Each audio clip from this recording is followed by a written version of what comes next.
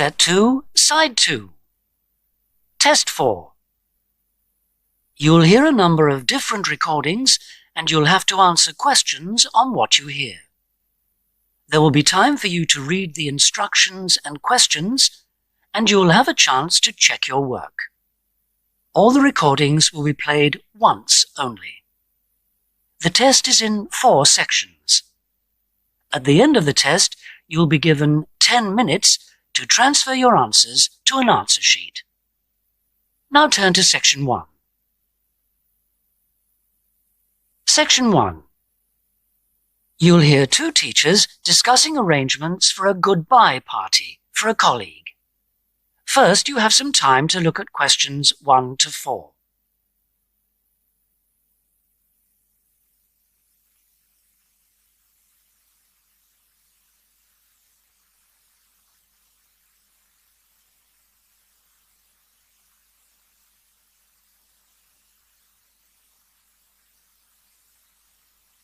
You'll see that there is an example that has been done for you. On this occasion only, the conversation relating to this will be played first. Hi, Tony. Thanks ever so much for coming. You know, we've been asked to organise something for John's farewell. Yeah, sure. It's about time we started working out details. Exactly. We don't want to leave it so late that it's double the work. Right. Do you want me to take notes? Oh, that'd be great, thanks. Right. First thing is, when is the best time to hold it? Well, he leaves on the 24th of December. So what about the 22nd? Yeah, I think that's about right. We want it quite near the time, don't we? The date of the goodbye party is the 22nd of December. So 22nd December has been written in the space. Now we shall begin. You should answer the questions as you listen because you will not hear the recording a second time. Listen carefully and answer questions 1 to 4.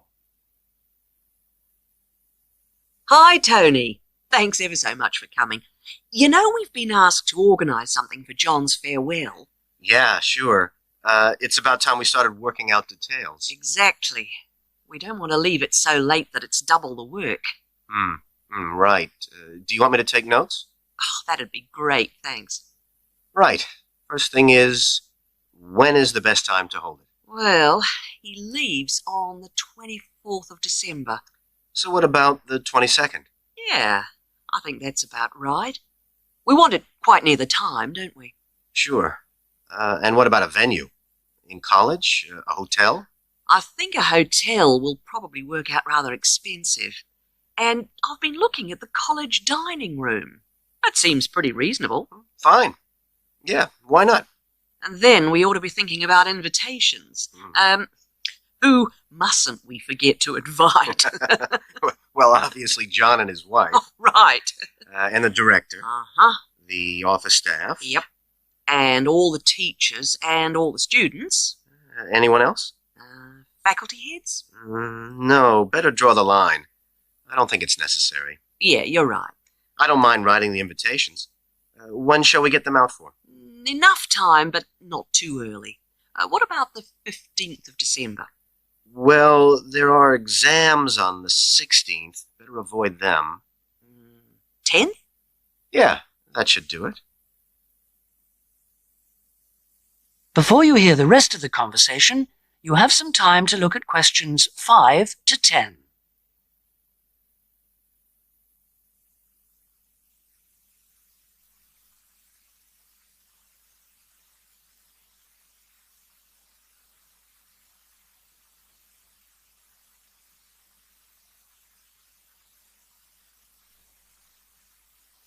Now listen and answer questions 5 to 10. So, what does that leave? Oh, yes, a present. Would you mind doing that? No, not at all. We usually go round with an envelope during coffee break, don't we? Yeah, coffee break's always the best time, because people have got their money handy. Yeah, exactly. Do we suggest an amount, or does it seem a bit unfair? No, I think people welcome it. We suggested $6 last time. Is that okay? Yeah, plenty, I would have thought. Which should leave us with about $90. Have you any ideas for presents? Well, I've been having a little think. I thought, he loves music. Yeah, and books. So I thought I'd check on prices for, perhaps CD players? Yeah, that's a good idea. And also I thought maybe, a set of dictionaries. I heard him say he needed a good one. The other thing he was saying last week was that his computer printer had broken. No. I'd be really frightened about getting the wrong type. Okay. The other thing is something for the home. Jill suggested a coffee maker. Oh, yeah. I'll certainly find out what they cost. Okay. Have you got all that down? Yes.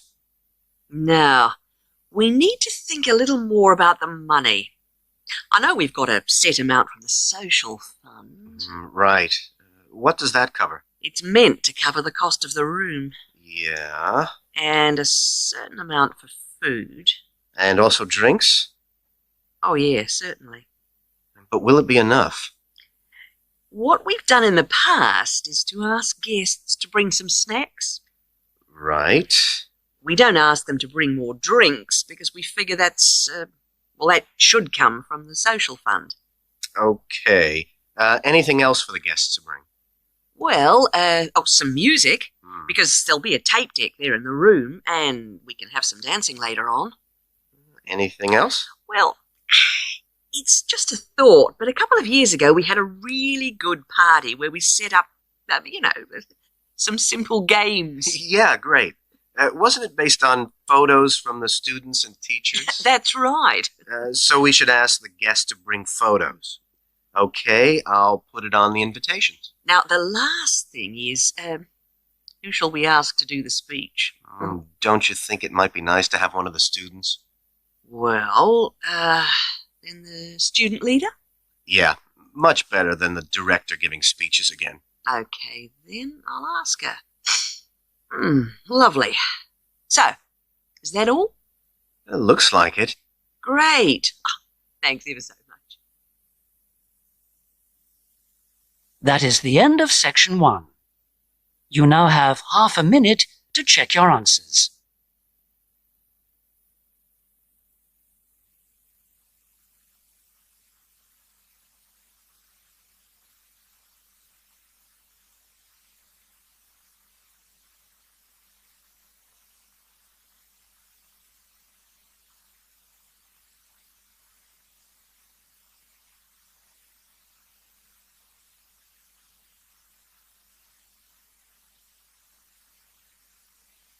Now turn to section 2.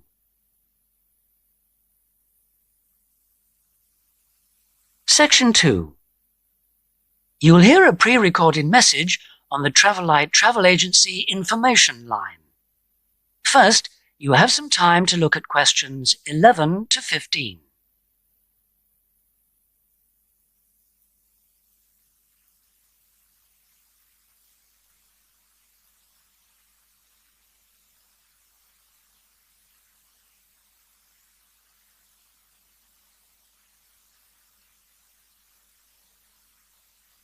Now listen carefully and answer questions 11 to 15. Thank you for calling the free Travelite Travel Agency information line. You will not be charged for this call. In order to deal with all calls effectively, we offer you a number of options. Please listen carefully and press your required number at the appropriate time or dial a new number. If you want to hear about special offers, please press 1. If you want to hear our latest price lists, please press 2. If you want to make a complaint, please press 3. If you want information about our new walking holidays, please press 4 now. Thank you for calling our Travelite Walking Holidays line. We have been offering a wide variety of walking holidays to suit all tastes for just 3 years, but already we have won 2 awards for excellence in this field. We offer guided walking tours to suit the discerning traveller in 12 different centres throughout the whole of Western Europe. We are planning to open our first centre outside this area in the coming year, so watch out for developments. But the pride of Travel Light is the level of guidance and support we offer on our walks.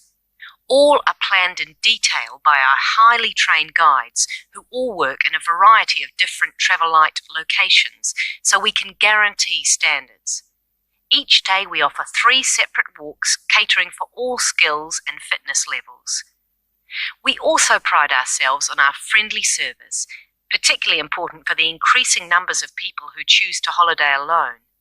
Unlike almost all travel operators who happily charge large supplements for single rooms, we guarantee that no single client will pay more, even when only double rooms are available for them. And the day doesn't end with the return to base. After our dinner at communal tables designed to make all our guests feel part of a family atmosphere, entertainment is laid on nearly every night with tour leaders on hand to organise lectures, games, quizzes, and respond to any special request from guests. Before you hear the rest of the message, you have some time to look at questions 16 to 20.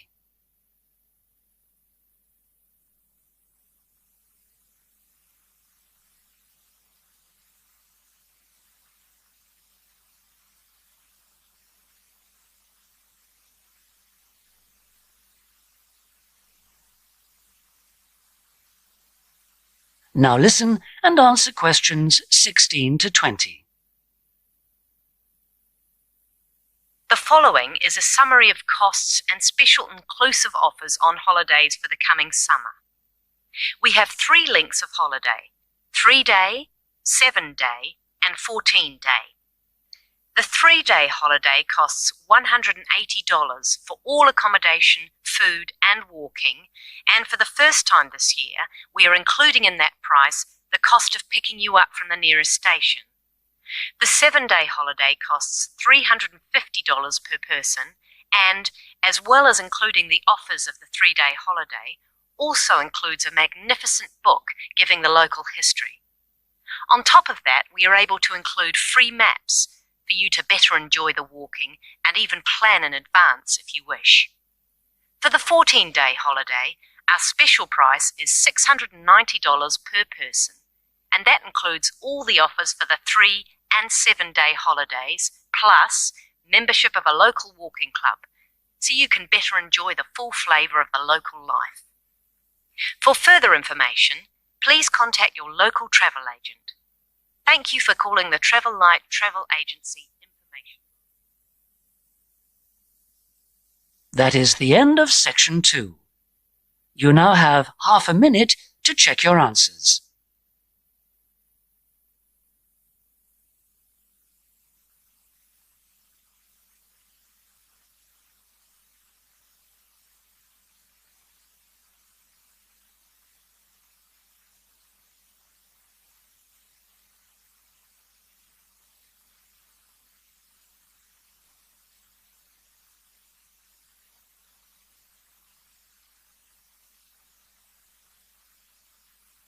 Now turn to section 3.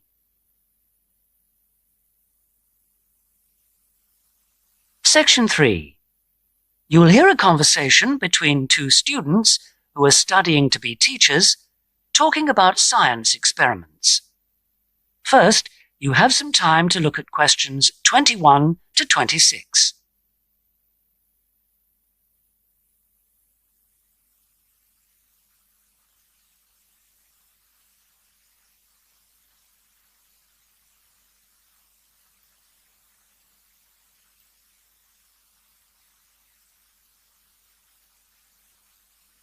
Now listen carefully and answer questions 21 to 26. Hi, Sue. Hi, Mike. So what happened to you last week? Oh, I was sick with the flu. What's this I hear about a big assignment we've got to do? Oh, well, basically, we've got to find 2 science experiments to do with a group of 8-year-old children at the local primary school. And we've got to complete it by the end of the week. That sounds like hard work. Where are we supposed to get the ideas for these experiments from? Well, I managed to get hold of 2 books from the library. Oh, well done. How about if we take a look at the experiments in this book first and see if anything looks suitable? I can make notes as we go about equipment and the purpose of the experiments. Okay, let's see. The first experiment is called Make Your Own Hovercraft, which sounds very ambitious.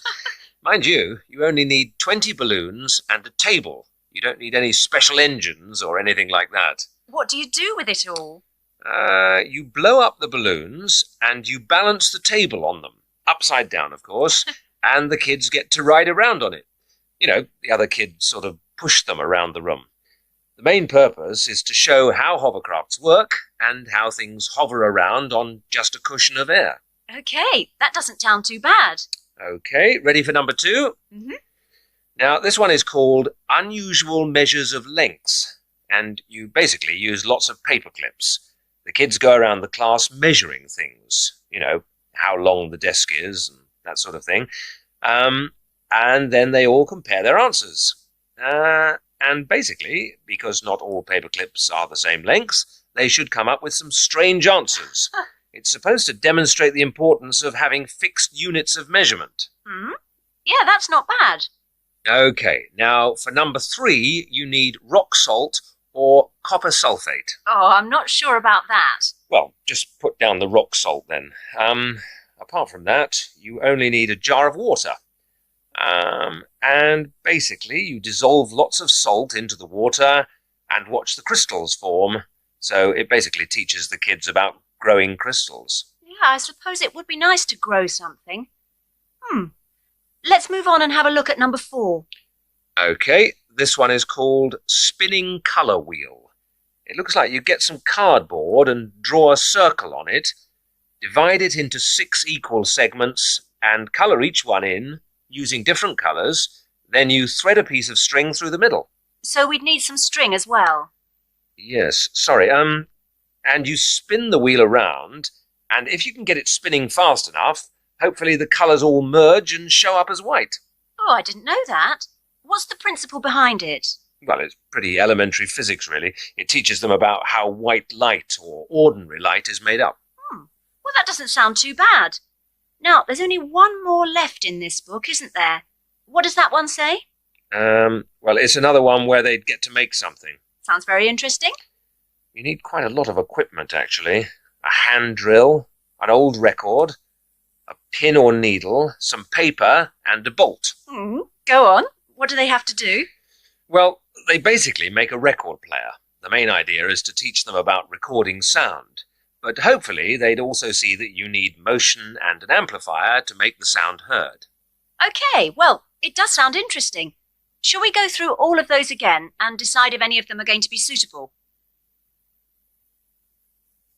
Before you hear the rest of the conversation, you have some time to look at questions 27 to 30.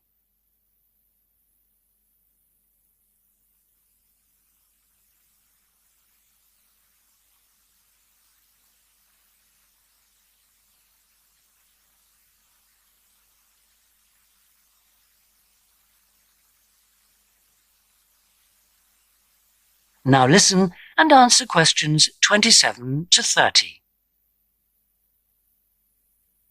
Right, number 1. I thought this one sounded nice. There'd be lots of activity, and it doesn't need too much in the way of equipment. Yes, that's true, but don't you think it's a bit risky to get a group of 8-year-olds pushing each other around a classroom like that? Well, someone could get hurt. No, I don't like the sound of that one at all. Maybe you're right.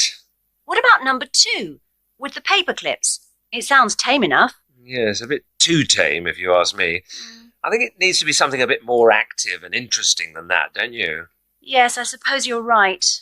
We won't get a very good mark if the children don't actually enjoy the experiments. And I suppose we could turn them off science for good. Well, what about the next one, number 3? Now, I quite like the idea of this one. Yes, so do I.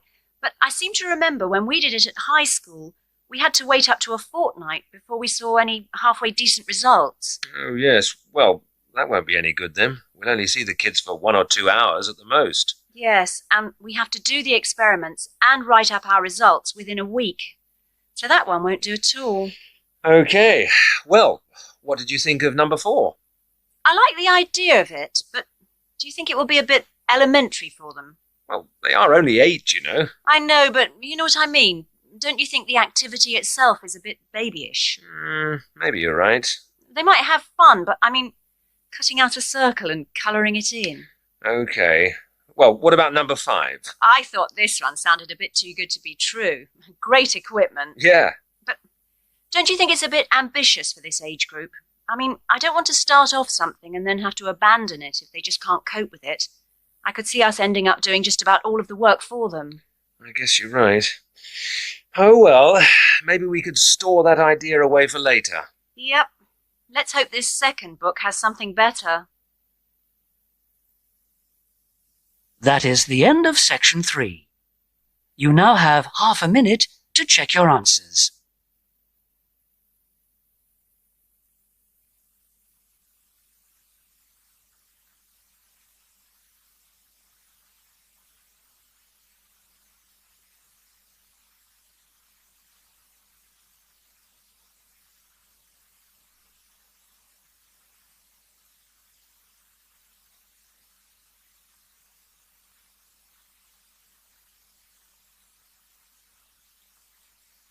Now turn to section 4. Section 4. You'll hear a lecturer talking about the meshing of sharks in Australia. First, you have some time to look at questions 31 to 40.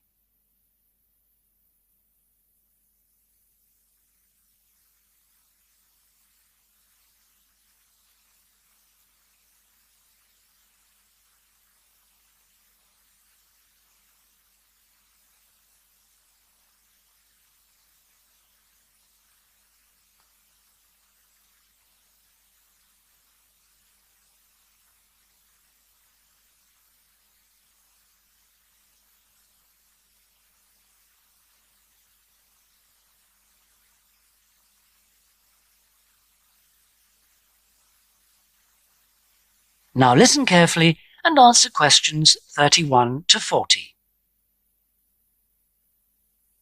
Today, we're going to look at one of my favourite fish, the shark. As you know, sharks have a reputation for being very dangerous creatures, capable of injuring or killing humans. And I'd like to talk about sharks in Australia.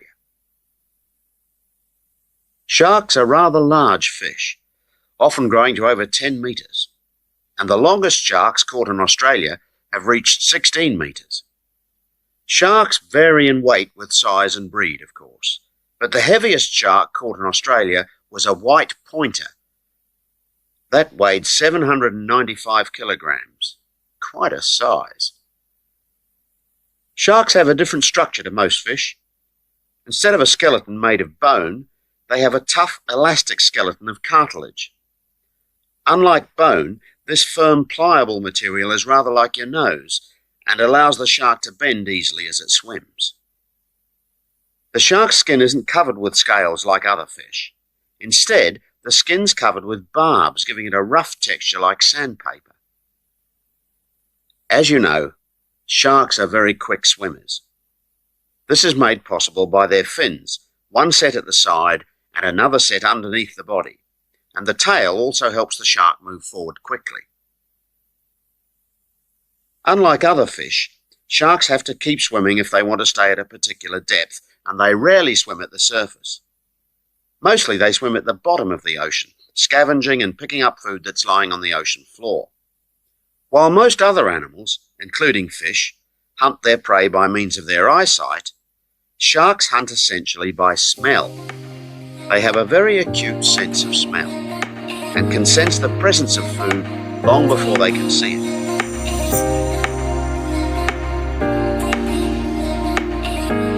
In Australia, where people spend a lot of time at the beach, the government has realised that it must prevent sharks from swimming near its beaches. As a result, they've introduced a beach netting program. Beach netting, or meshing, involves setting large nets parallel to the shore. This means that the nets on New South Wales beaches are set on one day and then lifted and taken out to sea on the next day. When shark netting first began in 1939, only the Sydney metropolitan beaches were meshed. These beaches were chosen because beaches near the city are usually the most crowded with swimmers. 10 years later, in 1949, systematic meshing was extended to include the beaches to the south of Sydney. As a result of the general success of the program in Sydney, shark meshing was introduced to the state of Queensland around 1970.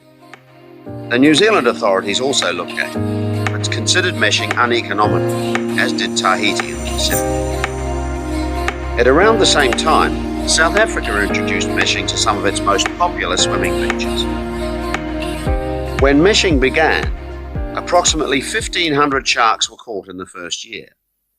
However, this declined in the years that followed, and since that time the average annual catch has been only about 150 a year.